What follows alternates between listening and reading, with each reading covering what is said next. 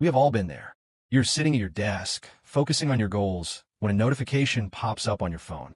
It is a text message that begins with a classic, high-stakes hook. You will never believe what just happened. Instantly, your attention shifts. Your heart rate quickens slightly. Your focus on your work vanishes. Within seconds, you are pulled into a chaotic narrative that has absolutely nothing to do with your life, your growth, or your future. Drama is incredibly exhausting. It is deeply frustrating, and yet it feels almost magnetic. Why is that? Why do we find ourselves drawn to conflict, gossip, and social chaos, even when we explicitly say we hate it? To answer that, we have to look at the brain. From an evolutionary perspective, our ancestors had to pay hyper-attention to social conflict. In a tribal setting, knowing who was angry at whom, who was gaining power, and who was being excluded was a literal survival mechanism. If you were out of the loop, you were at risk. Because of this evolutionary wiring, your brain's threat detection center, the amygdala, treats social drama as an immediate priority. When you get sucked into a dramatic scenario, your brain releases a potent cocktail of dopamine and adrenaline. It creates a false sense of urgency and excitement. In psychological terms, drama acts as a form of cheap entertainment. It gives us a temporary rush, makes us feel important, and distracts us from the uncomfortable, quiet work of facing our own lives and personal challenges. But the long-term psychological cost of this cheap entertainment is incredibly high. Chronic exposure to drama floods your system with cortisol, the stress hormone. It burns out your prefrontal cortex, the exact part of your brain you need for deep focus, strategic thinking, and emotional discipline. Drama drains your emotional energy, kills your productivity, and slowly replaces your inner peace with anxiety. Today, we are looking at drama through a psychological lens. We're not here to judge it. We are here to master it. Over the next 10 minutes, we're going to break down the exact mechanics of how drama operates, look at the psychological traps that keep us hooked, and build a concrete, practical toolkit so you can permanently opt out of the chaos. Because ultimate peace is not the absence of conflict. It is the absolute presence of boundaries. To successfully avoid drama, you must first understand the specific game that is being played.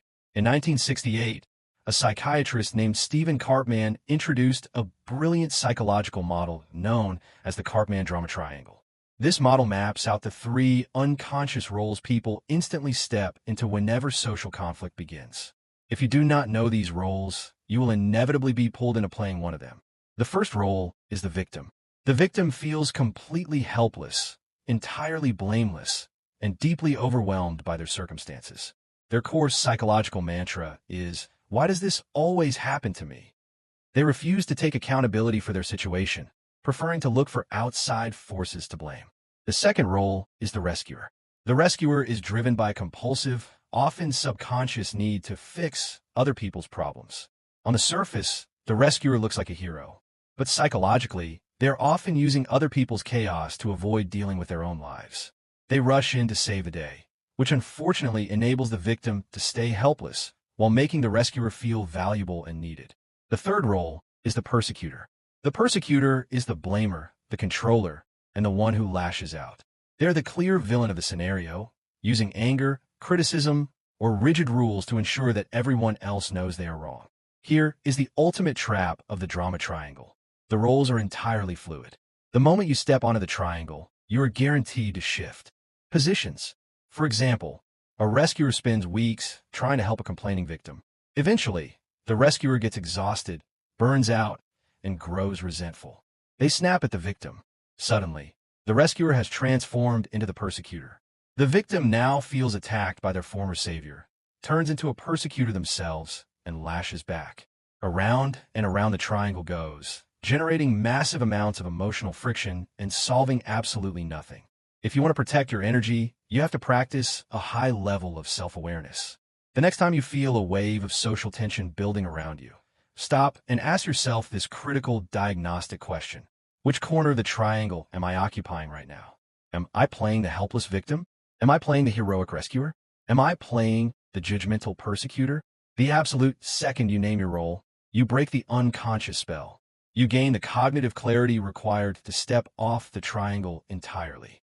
The legendary psychologist Viktor Frankl famously wrote, "Between stimulus and response, there is a space. In that space is our power to choose our response." In our response lies our growth and our freedom. Drama cannot survive without immediate reaction. A reaction is instant, highly emotional, defensive, and entirely driven by your survival brain. Peace, on the other hand, relies entirely on a deliberate response. A response is thoughtful, delayed, logical, and driven by your rational brain. People who thrive on drama are constantly looking to trigger your reaction because your emotional escalation feeds their narrative. To master your environment, you must learn to stretch the physical space between a dramatic stimulus and your behavioral response. You can achieve this by implementing a psychological tool called the 3-second intercept. When someone drops a piece of bait in front of you, whether it is a passive-aggressive comment, a wild exaggeration, or an unverified rumor, you must intentionally freeze for 3 seconds and execute 3 steps. First, take one deep, deliberate breath. This is not just a mental trick. It is a biological necessity. A deep exhale instantly sends a signal down your vagus nerve to calm your nervous system, preventing your body from entering a fight or flight state. Second, run the situation through 3 strict internal filters before you let a single word leave your mouth. Ask yourself, 1. Does this actually need to be said? 2. Does this need to be said by me? 3. Does this need to be said by me right now? If the answer to any of these questions is no, your absolute best move is silence. Third, leverage the immense power of the neutral acknowledgement. One of the most effective ways to completely de-escalate a drama seeker is to respond with a flat, entirely neutral tone. Use simple phrases like, "Oh, I see," or "interesting." When someone comes to you looking to start a fire, and you respond with an emotionally flat, unbothered "oh," you have effectively starved the fire of oxygen. They wanted a chaotic reaction to validate their excitement, but instead, they hit a brick wall of calm neutrality. Eventually, they will take their drama somewhere else where they can get a cheaper, easier reaction. We often view boundaries as hostile walls built to lock other people out of our lives. In reality, psychological boundaries are the clear, respectful rulebooks we give to people so they know exactly how to interact with us safely. If you do not communicate your rules, you cannot be angry when people break them. To maintain a focused, low-drama life, you must establish radical boundaries in 2 specific areas: gossip and emotional dumping. The first boundary addresses psychological triangulation. This occurs when person A has a major issue with person B, but instead of talking to them directly, they come to you to complain, vent, and force you to take their side. They're trying to drag you right into the center of their drama triangle. You can stop triangulation instantly by using what psychologists call a bridge sentence. The moment someone starts speaking poorly about a mutual peer, intervene calmly and say, "That sounds like a really frustrating situation. Have you spoken to them directly about it yet?" If they make an excuse and say no, you firmly follow up with, "I highly recommend you do. Because I value my relationship with both of you, I make it a strict rule never to get in the middle of disagreements that do not involve me." This establishes you as a psychological dead end for gossip. The second boundary addresses emotional dumping. We all have friends or colleagues who treat us like an emotional trash can. They arrive unannounced, dump all of their toxic stress, complaints, and personal chaos onto us, and then leave feeling completely relieved while we are left holding their heavy emotional weight. You must protect your mental bandwidth by executing an emotional capacity check. Before you allow someone to launch into a massive, negative tirade, gently but firmly assert your boundaries by saying, "I really want to support you as a friend, but I want to be honest.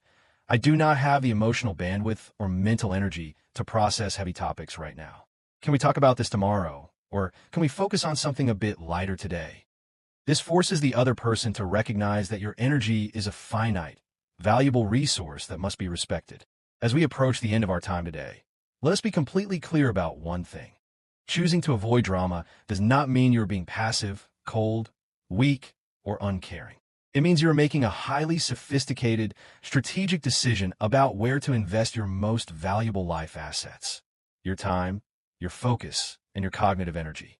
You cannot build a successful life, a powerful career, or a healthy mind if your daily energy is constantly leaking out into meaningless external conflicts.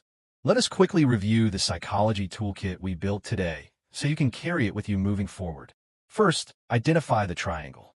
Refuse to play the unconscious roles of the victim, the rescuer, or the persecutor. Step off the triangle entirely. Second, Choose response over reaction. Practice the 3-second intercept, master your breathing, and utilize the profound power of a completely neutral, unbothered response. Third, set radical boundaries. Actively reject psychological triangulation, cut off gossip at the root, and fiercely protect your emotional bandwidth from toxic dumping. When you begin to implement these psychological strategies, something predictable will happen. The people in your life who thrive on chaos will not like it. They will often interpret your new boundaries as a direct personal attack. They might call you distant, they might say you are acting superior, or they might complain that you have changed. Let them.